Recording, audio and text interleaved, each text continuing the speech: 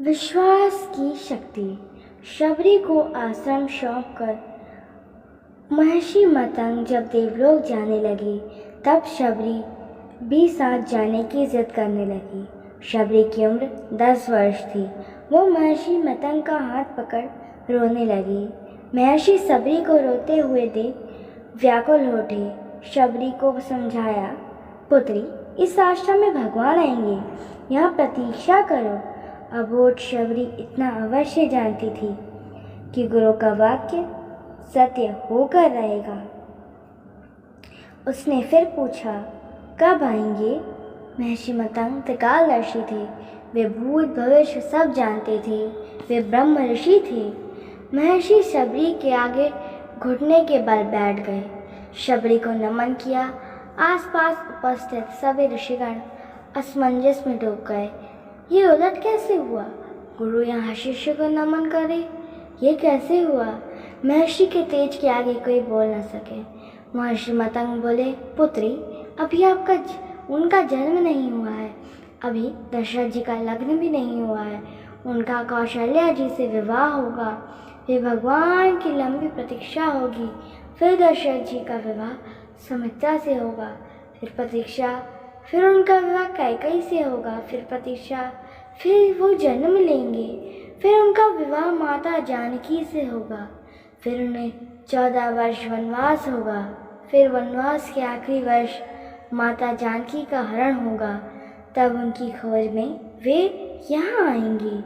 तुम उन्हें कहना, आप सुग्रीव से मित्रता कीजिए, उसे आतताई बाली के संताप से मुक्त कीजिए।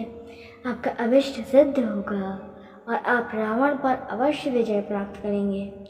शबरी एक क्षण किंकर्तव्य मूढ़ हो गई।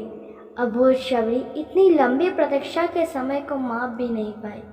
वह फिर अधीर होकर पूछने लगी, इतनी लंबी प्रतीक्षा कैसे पूरी होगी गुरुदेव?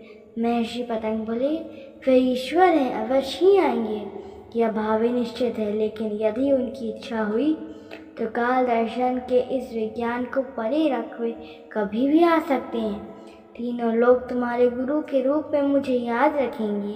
शायद मेरी तप का फल है। शबरी गुरु के आदेश को मान वहीं आश्रम में रुक गई। उसे हर दिन प्रभु श्री राम की प्रतीक्षा रहती थी।